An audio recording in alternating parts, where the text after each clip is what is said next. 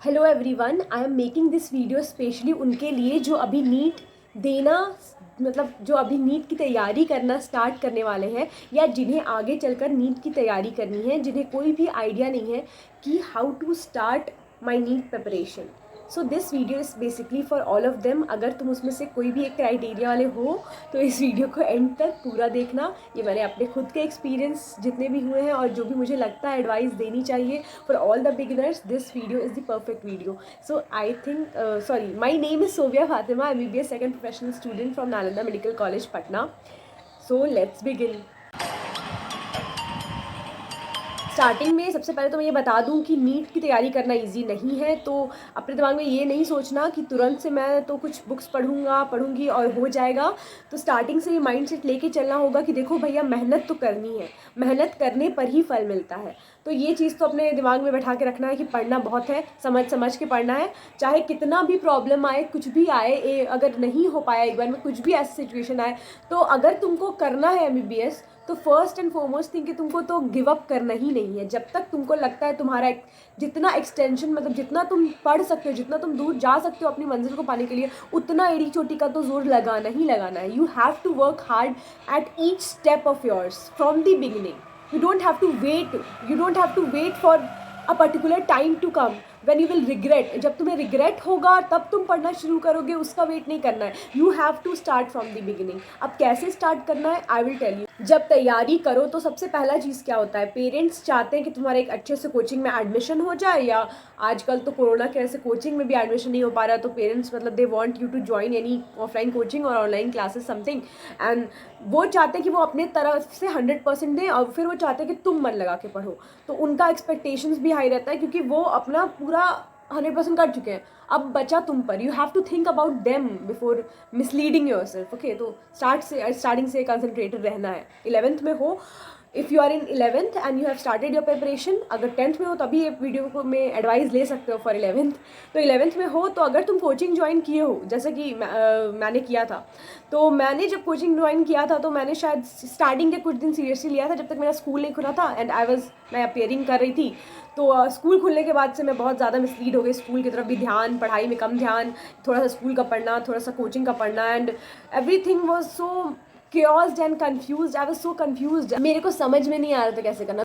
तो इससे क्या सीख मिल रही है तुम लोग को? इससे ये सीख मिल रही है कि या तो अगर तुम्हें पूरा डेडिकेटेड होकर नीट की तैयारी करनी है तो अटेंडिंग मत रखो, या अगर तुम चाहते हो कि स्कूलिंग और ये साथ में करना है तो तुम्हें पूरा बैलेंस बना के चलना होगा। स्कूल की पढ़ाई ऑब्वियसली तो एक ही होती है बट थोड़ा डिफरेंट होता है, क्योंकि सब्जेक्टिव ऑब्जेक्टिव, तो वो दोनों बैलेंस बना के चलना होगा। ये कुछ लोग कर लेते हैं और वो उन कुछ लोगों में से मैं नहीं थी क्योंकि मैं नहीं कर पाई। तो अगर तुम्हें लगता है कि तुम मैनेज नहीं कर पाओगे तो तुम नॉन अटेंडिंग ही लो, और या कोई कोचिंग ज्वाइन कर लो या ऑनलाइन क्लासेस, जो तुमको बेटर लगे। बहुत सारे ऑप्शंस हैं और मैं ये नहीं कहूँगी कोई एक ही कोचिंग अच्छा है, जो कि मुझसे बहुत लोग क्वेश्चन पूछते हैं। क्योंकि होता क्या ना, जब हम वो कोचिंग में मतलब मैं वो जो कोचिंग में जब पढ़ती थी तो अलग टीचर थे, मतलब बहुत बार टीचर्स चेंज होते रहते हैं या बहुत बार फैकल्टी डिफरेंट होती है, कुछ अच्छे कुछ बुरे। तो मैं इस बेसिस पे तो कभी नहीं थी, फैकल्टी के बेसिस पे तो कभी नहीं कह पाऊंगी कि कौन सा कोचिंग अच्छा है कौन सा कोचिंग नहीं। वो तुम लोग को पता लगाना होगा कि उस टाइम जो पढ़ रहे हैं उनसे कम्युनिकेट करके, फ्रेंड्स लोग होते हैं अलग अलग कोचिंग में, तो तुम बात कर लेना कि देखो कोचिंग जाना सही है कि नहीं। जो स्टार्ट कर रहे होते पढ़ाई, मेरे लिए उनके लिए कोचिंग जाना या कोई एक टीचर का गाइडेंस रहना बहुत इंपॉर्टेंट होता है। गाइडेंस बहुत जरूरी है क्योंकि तुम अभी स्टार्ट ही क्यों, तुमको कोई नॉलेज नहीं है। तुम कोई भी एक सब्जेक्ट पढ़ना शुरू करोगे तुमको पहले लगेगा कैसे पढ़े, किस बुक से पढ़े। तो मैं तो बता दूंगी जितना हो सके, बट जब पढ़ाने का बात आता है उसके लिए तो कोई ना कोई चाहिए ना, स्टार्ट करवाने के लिए, पढ़ाने के लिए बेसिकली। तो उसके लिए या तो कोचिंग है या तो ऑनलाइन क्लासेस है। तो वो तुम्हें सबसे स्टार्टिंग में ही सेट कर लेना है। स्टार्टिंग उसी से करना है, सेट करके स्टार्ट करोगे सिर्फ सेल्फ स्टडी से तो ना तुम्हें सर का पता है ना पैर का पता है, कुछ अच्छे से आइडिया नहीं है, सेल्फ स्टडी में अपने से पढ़े जा रहे हैं, ना कंपटीशन का पता चल रहा है ना कुछ, तो वो वेस्ट ऑफ टाइम वेस्ट नहीं करना है। 11th में भी हो तो ये नहीं सोचना अरे 2 साल है आराम से पढ़ेंगे, नहीं, टाइम वेस्ट ही नहीं करना है। अगर कोई क्लासेस कोचिंग ज्वाइन कर रहे हो तो वहाँ का मॉड्यूल्स तो मिलेगा ही, तो ये नहीं कि वहाँ का मॉड्यूल आया तो बस मॉड्यूल बनाने लगे, नहीं। बुक्स का सिलेक्शन बहुत इंपॉर्टेंट है। सबसे इंपॉर्टेंट है NCERT का सिलेक्शन। NCERT से तुम्हारा ऐसा हो गया कि NCERT से तुम्हारा बोर्ड्स तो सही जाएगा ही जाएगा 11th 12th, उसके बाद तुम्हारा नीट भी चला जाएगा। नीट भी पूरा NCERT बेसिस है, तो तुम NCERT पढ़ोगे तो 2 तरह का फायदा हो गया तुमको, स्कूल के लिए भी फायदा हो गया तुमको नीट के लिए भी फायदा हो गया। तो जैसे कि अभी 11th में हो तो तीनों सब्जेक्ट के मतलब सारे एनसीईआरटी की बुक्स खरीद लो। अब उसके बाद आया कि क्या करना है। अगर कोचिंग में मॉड्यूल्स मिलेगा, उस एनसीईआरटी को पढ़ने के बाद एक चैप्टर, उसके एक्सरसाइज करने के बाद मॉड्यूल्स पे जाओ। बायो में तो मेरा कहना है कि सिर्फ अभी एनसीईआरटी ही पढ़ो यार, मॉड्यूल मत पढ़ना, बहुत ज़्यादा दिया रहता है। मतलब मेरे को याद है कि मैं 11th में मतलब एनसीईआरटी पढ़ी ही नहीं थी उस टाइम, उतना मुझे पता नहीं था। 11th में पूरा बायो के मोटे मोटे मॉड्यूल्स याद करती थी। होता क्या था, एग्जाम के टाइम मॉड्यूल्स का कुछ याद नहीं रहता था, क्योंकि बहुत ज़्यादा पढ़ना होता था और ढेर सारे सब्जेक्ट मतलब चैप्टर्स आ जाता था, तो अच्छे से पढ़ भी कंप्लीट भी नहीं कर पाती थी टाइम पे, और पूरा बायो खराब चला जाता था। तो बायो में अच्छे मार्क्स लाने का की यही है कि तुम अभी स्टार्ट कर रहे हो तो स्टार्ट में ही लोड लेके मत बैठ जाओ मॉड्यूल्स का। वो फिजिक्स केमिस्ट्री के लिए रखो, इसको एनसीईआरटी के लिए पढ़ो। और फिजिक्स केमिस्ट्री में भी स्टार्टिंग में एनसीईआरटी रीड करो, उसका एक्सरसाइज बनाओ, फिर जाके मॉड्यूल्स पढ़ो, या उसका मॉड्यूल्स पढ़ने की जरूरत नहीं है, मॉड्यूल्स का सीधे एक्सरसाइजेस बनाओ, मतलब जितने भी क्वेश्चंस हैं वो काम आते हैं। टॉपिक को आगे बढ़ाने से पहले मैं एक इन्फो देना चाहती हूँ अबाउट अनअकैडमी। अनअकैडमी ब्रिंग्स अनमोल शर्मा, जिन्हें 2015 की AIPMT में 352 आउट ऑफ 360 आए थे बायो में। Can you guess that, 352। और उस टाइम जब क्वेश्चंस बहुत ज़्यादा टफ होते थे, तो इसलिए 7 डेज 7 टॉपिक्स पर मास्टर बायोलॉजी फॉर नीट 2021 अनमोल शर्मा आएंगे and he will teach you and guide you regarding the 7 topics. तो वो स्टार्ट होने वाला है फ्रॉम 6 नवंबर 11 AM और वो 7 दिन तक चलेगा। अनअकैडमी का ये जो जितना भी सेशन होने वाला है ये 7 दिन तक, उसके लिए मैंने लिंक डिस्क्रिप्शन में दे दी है, वहाँ से तुम लोग इनरोल कर लेना। अगर तुम्हें ज़रा सा भी प्रॉब्लम है बायो में तो आई गेस कि इनकी गाइडेंस से तुम्हें ज़रूर हेल्प मिलेगी, मतलब कि कौन से टॉपिक को, इन 7 टॉपिक को कैसे अप्रोच करना है। तो अगर तुम्हें सही में चाहिए गाइडेंस बायो के लिए तो लिंक डिस्क्रिप्शन में है। 6 नवंबर से इनरोल कर लेना। Now come back to our topic. Coaching में हो या फिर कोई भी ज्वाइन की हो क्लासेस, या उसमें टेस्ट वेस्ट तो होता रहेगा। स्टार्टिंग से ही एक टेस्ट देने की आदत डालो। होता क्या है ना कि बहुत लोगों को पैटर्न नहीं पता चलता है कि क्या कैसा एग्जाम में आता है, और जैसे किस टाइप के क्वेश्चन, कितना नेगेटिव मार्किंग होता है, कैसा अटेम्प्ट लेना होता है एग्जाम में जाकर, वो सब किससे पता चलता है? वो सब तुम्हारा प्रैक्टिस होता है। OMR फिलिंग, उसके बाद बबलिंग करना नहीं अच्छे से आता है, वो सब किससे तुम्हारा प्रैक्टिस होता है? वो सब प्रैक्टिस होता है टेस्ट देने से। किस सब्जेक्ट को पहले अटेम्प्ट करना है, बायो को करना है कि फिजिक्स को करना है, कितना टाइम लगता है, टाइम लिमिट कितनी होनी चाहिए, सब कुछ टेस्ट से पता चलता है। तो टेस्ट तो देना ही देना है। नहीं आ रहा है, नहीं कोई चैप्टर कंप्लीट है, फिर भी टेस्ट दे दो, क्या घाटा हो रहा है? नीट का एग्जाम है नहीं ना, तो टेस्ट दे दो, कोई प्रॉब्लम की बात नहीं, टेस्ट देते रहना। अगर एनसीईआरटी के अलावा कोई साइड बुक लेना है तो मैंने मतलब बताया हुआ है कौन कौन से बुक्स लेने हैं। फिजिक्स, केमिस्ट्री और बायो में भी मैंने एक पूरी वीडियो ही बनाई है उस पर, बेस्ट बुक्स फॉर नीट। तो मैं नीचे उस वीडियो की लिंक दे रही हूँ, उसको एक बार देख लेना, उसमें से जो बुक सही लगे। ऐसे तो NEET guide for physics chemistry MTG की वो बहुत अच्छी बुक है, और NCERT at your finger tips bio के लिए वो मतलब ये तीनों मैंने बनाई थी, तो ये तीनों मैं अपने हिसाब से रेकमेंड कर रही हूँ। उसके अलावा भी बहुत सारी बुक है, DC पांडे फिजिक्स की, तो ये सब ले सकते हो। लेकिन अब बहुत स्टूडेंट्स मुझसे पूछते हैं कि देखिए मैम मैंने तो ले ली है ये बुक, अब इसको मैं कैसे पढ़ूँ? तो बुक तो आ गई है बट तुम पढ़ नहीं रहे हो, तो बुक आ गई है पर पढ़ें कैसे? तो सीधे के सीधे कोई बुक आया और क्वेश्चन बनाना शुरू कर दिए, दैट्स नॉट द फंडा। मैंने जैसे बताया, सबसे पहले NCERT रीडिंग करनी है। कोचिंग क्लासेस में हो तो उसका नोट्स पढ़ना है फिजिक्स का, तो कोचिंग का नोट्स या फिर NCERT, ये रीडिंग करने के बाद NCERT की एक्सरसाइजेस, थर्ड चीज़।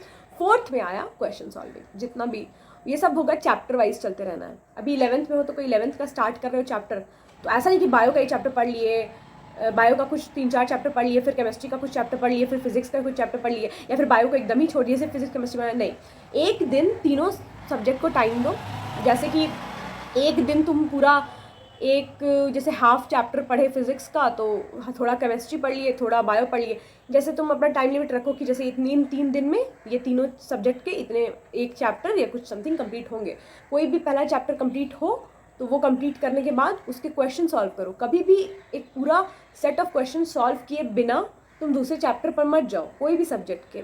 तुम फिजिक्स में चैप्टर 1 कोई भी अपना स्टार्ट किए हो, जब तक उसको पूरे अच्छे तरीके से नहीं समझ लो तुम चैप्टर 2 फिजिक्स में मत जाओ, ठीक है? उससे बहुत वो होता है। अगर 11th में कुछ भी जल्दबाजी की बात नहीं होती है ना, तो 11th में तुम बहुत समझ के पढ़ सकते हो। 11th में अपने आप को अगर डिस्ट्रैक्ट कर लोगे ना, तो फिर तुम्हारा आगे सब कुछ डिस्ट्रैक्ट हो जाएगा। ऑर्गेनिक केमिस्ट्री जो होती है वो 11th में ही बेस बनाती है, 12th में जाकर उसका एप्लीकेशन होता है। तो अगर 11th में तुम्हारा, जैसे मेरा ऑर्गेनिक केमिस्ट्री 11th में नहीं स्ट्रॉन्ग हो पाया था क्योंकि मैंने ध्यान नहीं दिया था, तो अगर 11th में तुम ऑर्गेनिक केमिस्ट्री को बिल्कुल ही छोड़ दोगे तो 12th में तुमको कोई फ़ायदा नहीं होने वाला। ऐसे जो लोग करते हैं कि 11th को पूरा वेस्ट करके 12th में सीरियस हो जाते हैं, जैसे कि मैं हुई थी, तो उनका नीट में ख़राब मार्क्स आ जाता है। 12th में भले अच्छा है, नीट ख़राब चला जाता, नहीं होने वाला नीट।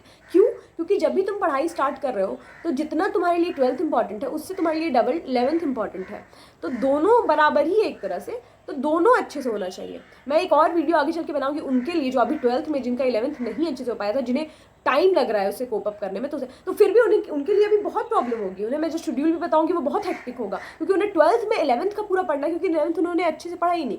और अगर तुम अभी स्टार्ट करने वाले हो या कर दिए हो, 11th में हो या 10th के बाद 11th में जाने वाले हो, तो तुमको ये माइंड में दे के चलना है कि 11th पूरा फोकस्ड रहो, एक एक चैप्टर ऐसा पढ़ो कि 12th में जब रिविजन करोगे तो तुमको ऐसा नहीं लगे कि हमको स्टार्टिंग से पढ़ना पड़ रहा है, तुमको बस लगे कि हम रिवाइज कर रहे हैं, आता तो हमको सब है। तो ये चीज़ होना चाहिए स्टार्ट करने के लिए। स्टार्टिंग में कभी भी टफ बुक्स नहीं बनाने हैं, स्टार्टिंग में कभी भी टफ क्वेश्चंस बेमतलब का सॉल्व नहीं करना और ये सोचना कि नहीं बन रहा है। स्टार्टिंग में कभी भी बहुत घंटे नहीं पढ़ने, एक दिन में कुछ घंटे पढ़ो, इन एक ही लगातार पढ़ना है 12 घंटे, तब तो सैचुरेट एक ही दिन में हो गए तुम, फिर नहीं हो पाएगा तुमसे पढ़ाई। लगेगा कि बहुत पढ़ना है बहुत, बट स्टार्टिंग से टेंशन लेके चलोगे तो कुछ नहीं होने वाला है। टेंशन फ्री रहे माइंड, तब तो कुछ भी हासिल हो जाएगा। टेंशन फ्री रहो लेकिन कॉन्फिडेंट रहो, बुक्स सही बनाओ, सही गाइडेंस के अंदर रहो, नेगेटिव थॉट्स मत लाओ। ये सोचो कि मुझे मेहनत करनी है, बट ये मत सोचो कि नहीं निकलेगा, बहुत टफ है, सब लोग बोलते हैं कि नहीं होता है। देखो, मुश्किल सबकी होती है, तुम्हें ये नहीं सोचना है कि तुम्हारी प्रॉब्लम सबसे बड़ी है। सबकी लाइफ में प्रॉब्लम आती है। तुम क्या सोच रहे हो कि तुम्हारा नीट निकल जाएगा तो क्या तुम्हारा MBBS में एकदम सब कुछ मस्त? हम हैं ना MBBS में, मतलब हम हैं ना मेडिकल कॉलेज में, तो हमको पता है कि अभी भी उतना ही मेहनत लगना है, सॉरी उससे लाख गुना ज़्यादा मेहनत लगना है अब। तो हमको दिख रहा है ना। तो तुम ये सोचोगे कि अरे अभी ही थक जाओगे तो फिर आगे क्या पढ़ोगे? अभी से बेस बना के चलो, अभी मेहनत करना सीख लो, वही काम आने वाला है तुम्हें after in medical college also and after medical college also, जब PG की तैयारी करनी होगी। तो ये तो बस स्टार्टिंग है तुम्हारी लाइफ की जर्नी की, जो तुम्हें मेहनत करना सिखाएगी, जो तुम्हें अपने लिए लड़ना सिखाएगी, अपने ड्रीम्स को हासिल करना सिखाएगी। So you just have to learn how to dive. बाकी तो सब चंगा है। एक बार सीख जाओगे तो सब कुछ आसान लगने लगेगा। एक बार समझ जाओगे कि मुझे मेहनत करनी है, तो लाइफ में कोई भी प्रॉब्लम तुम्हारा कॉन्फिडेंस लो नहीं कर सकेगी, सब कुछ सही होगा। आई होप इतना भी स्टार्टिंग के लिए बूस्टअप करने के लिए इतनी बातें मेरी सही। अगर अभी तक तुम मेरा वीडियो देख रहे हो तो थैंक यू सो मच। पूरा बस देखना नहीं, अमल करने की कोशिश करना वीडियो को, और मेरे चैनल को सब्सक्राइब कर दो, वीडियो को लाइक कर दो और शेयर कर दो। Thank you so much.